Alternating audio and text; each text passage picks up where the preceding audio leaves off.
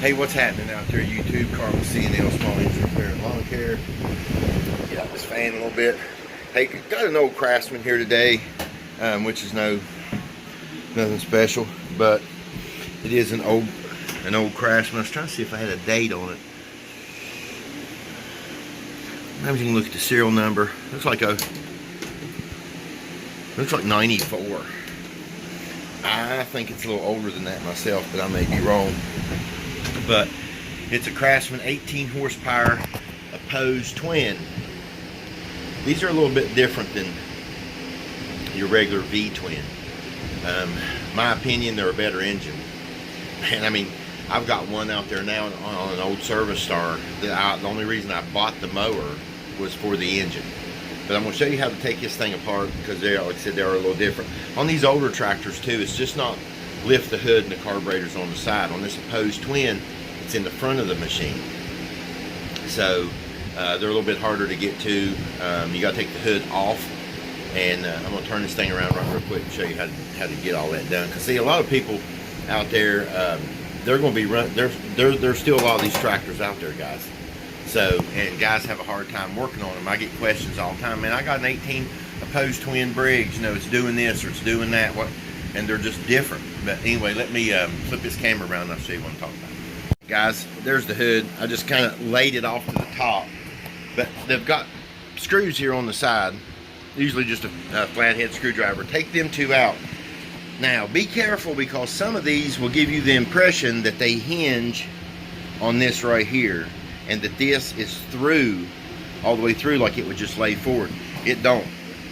When I rolled this thing off, it just kind of, and they're heavy. They're a little bit heavier. I just laid it over on its top. But, here's your carburetor. Right there, they're in the front of the engine. Now this thing's an opposed twin. So the pistons, instead of moving like in a V, they move side to side. This is sort of like a boxer engine, like if any of you guys are familiar with Subarus or anything like that. Subaru will have a deal sort of like, you know, that's how theirs is. They're a boxer engine. And basically that's what this is. A lot of guys that race these things, they want this engine because there's a lot you can do to it. I mean, there's a lot you can do to it. But we remove the air filter cover and the air filter. Now this little piece here slides up out of here. And as you can see, there is I really messed up because my lift's in the way. Need to roll this thing backwards maybe a little bit. Oh, they're heavy too, man. They're not your normal run-of-the-mill tractors. I guess from this time frame they would be. But you want to take out these three screws. There's three right here. That's going to get this plate off the top. Now what this one's doing is it'll start and run, but then it starts surging real bad. Wants to run for about 5 or 10 minutes, then start spitting and sputtering and carrying on. Just be careful, guys, because like I said, these are this is a little different. So don't drop that screw, one of these little screws, down your draft pipe. Like I said, these are just a little bit different than your run-of-the-mill tractors. Work on these a lot. Look at that carburetor. This is what I was telling you guys. These things are, and they're very simple. I mean, this is not rocket science by no means to work on this thing. But you're going to unhook here, unhook this linkage. You can leave this one on. You don't have to do anything with that. Just look on the side. You see how this has got 3 holes? Look and see which one that this rod's going in, which is the bottom hole. I'm going to go ahead and pop this thing off here. Yeah, I am. I'm going to pop it off here. I'm going to pop it right there's one of the bolts behind the gas line. You can see it right there. Take that one off, and then there's one usually right here. Yep, right here on the back. There's one right there. Pop it off. That's pretty much all there is to cleaning this carb, you know, getting the carb off anyway. But it's even got a little diaphragm in here. So let me pull this thing off here and we'll start breaking her down there a little bit. Alright guys, let's dig into this thing, tear this thing apart. What do you think? Right there at B, like I said, This one may have been replaced. But it looks like there had been some work done on it before, but that's okay. Don't look like they messed anything up. So gotta watch, guys. A lot of times, man, when guys get into this kind of stuff, they will mess it up. Now let's see. Yep. Okay. So you are going to need a 5/16 deep well socket.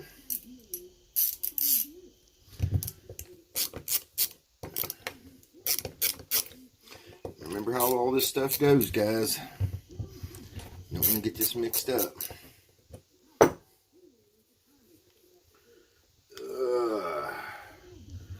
I could probably hot tank this thing. I'm not going to. We're just going to pull it apart and see what we got going on in here. My extension. For some reason, I don't know, guys. I don't know about you guys, but I just like to work with an extension.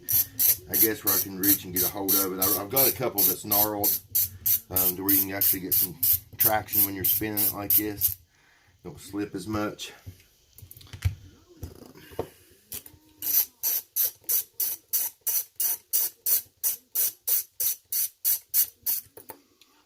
Remember where that one goes, guys, for show. Like I said, if you don't work on these a whole lot, man, you won't quite remember how all this goes together. It's just not like your regular carbs that you tear apart, you know, with the float bowls. I mean, it's basically the same thing, but they're still different.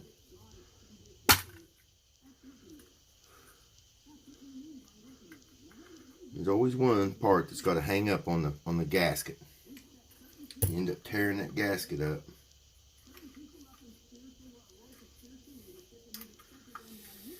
Come on off there.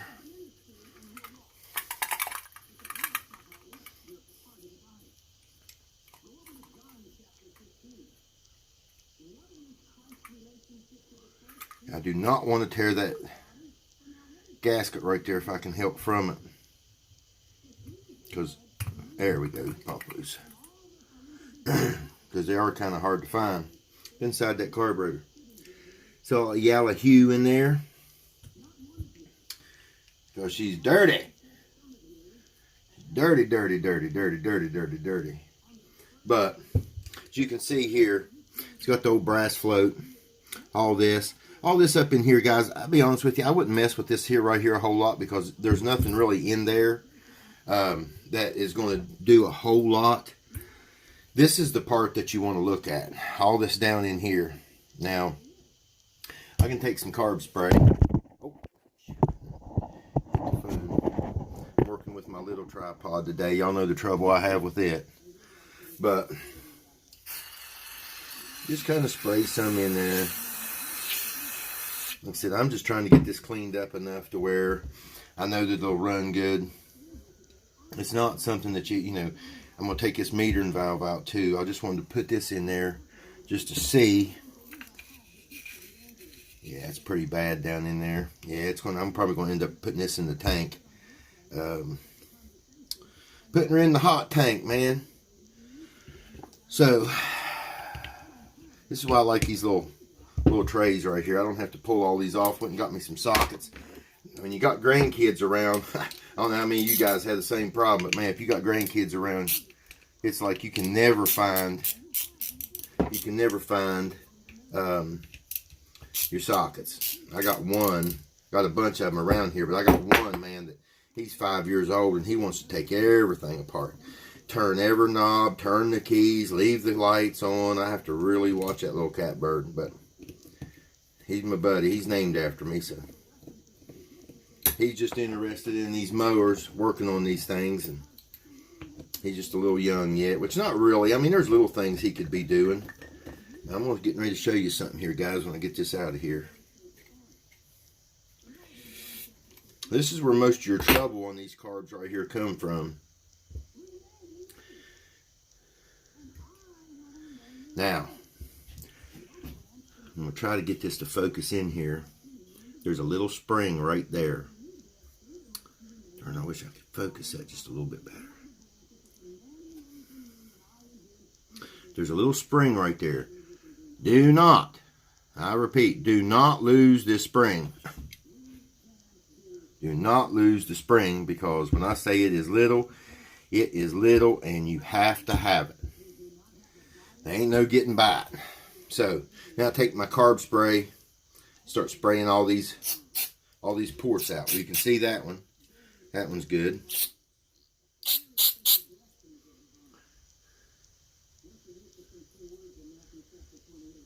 See if I can. Looky there. Yep. Y'all probably won't be able to see this on the camera, but when I blew through this tube right here, there's a chunk of junk come out of there. So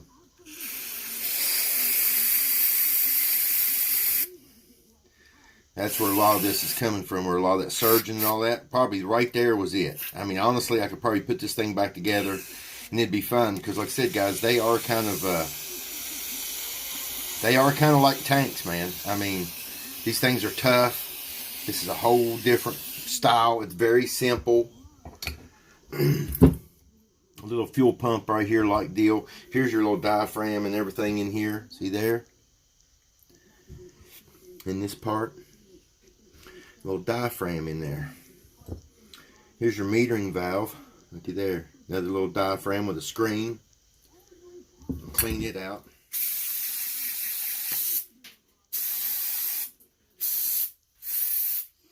That's probably another problem. Here, let me see if I can't get you guys a better picture of that, because that's very important. There's a little screen, this part right here, and it's well, where I touched it, you can see where it dried out right there.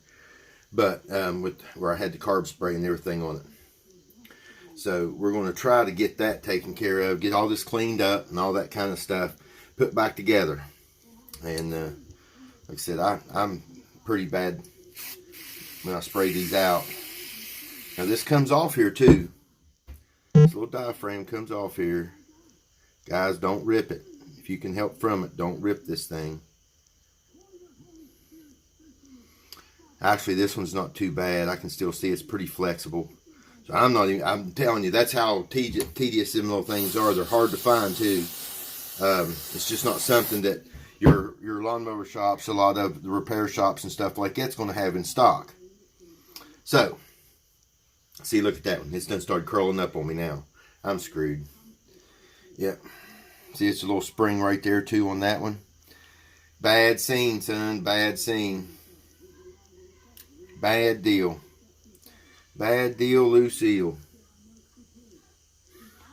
Bet you anything I'll end up putting a carb kit in this thing now. Ah, see there, I was getting ready to forget the little spring, wasn't I?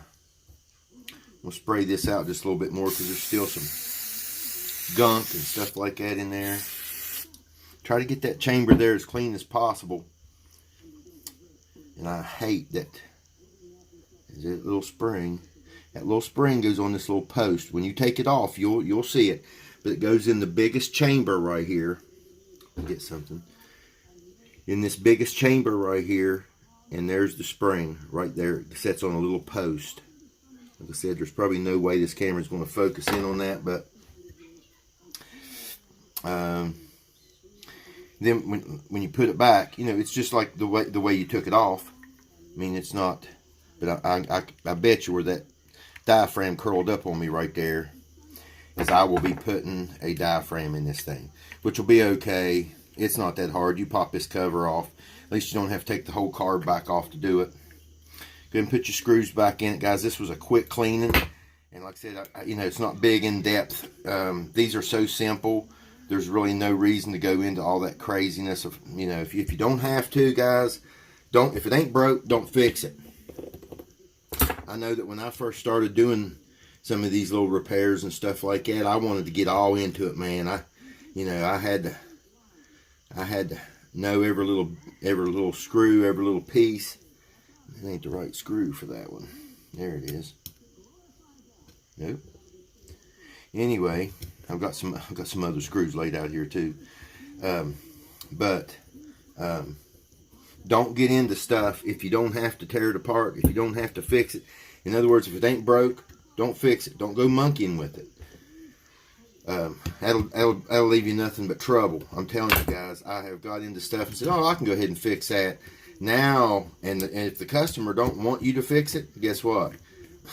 Or it ain't really that broke. You playing around with it broke it. It cost you money. So don't do all that. Put this back in here. Like I said, this was a quick cleaning. We're just going to see, because if I have to order a diaphragm for this thing, I'll probably just go ahead and order the whole kit and just be done with that problem altogether. It's hot in here today too, guys. I'm telling you what, it's smoking. Drop this down on there. Now remember this little linkage right here? Remember I said don't forget how that goes on there? Don't forget how that goes on there. Go ahead and drop your screw in there. That's the first one I'm going to do. I'm going to get that one out of the way. Go ahead and get this tightened back up on here a little bit. Maybe. This one. Well, I just want to be hateful, ain't it? Here, the grandkids up there in the pool. Man, it's been like in the 90s. West Virginia, we're not used to that 90-degree stuff, man. You know, I know the guys down south, it's hot, but shoot. I don't know if you can actually get used to it being that hot, but for lack of words, you know, they live in it all the time. They're kind of used to it. Up here, man, 90 up here, we're melting. No kidding. We're hurting. So we're going to put this back on here. Get her snugged up.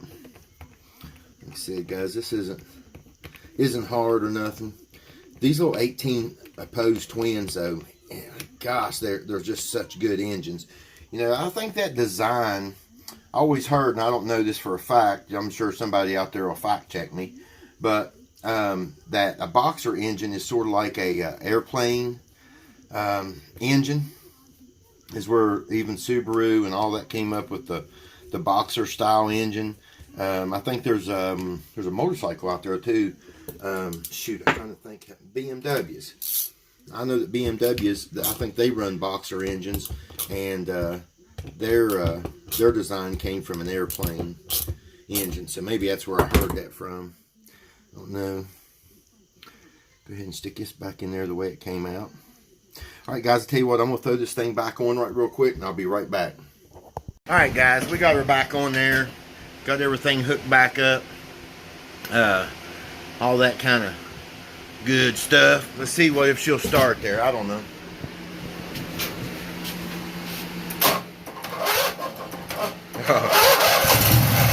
Well.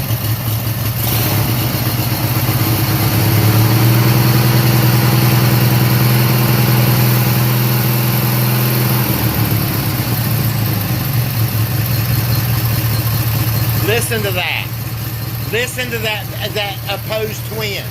I hope you can hear that. That's different than a V-twin. Listen to that baby low.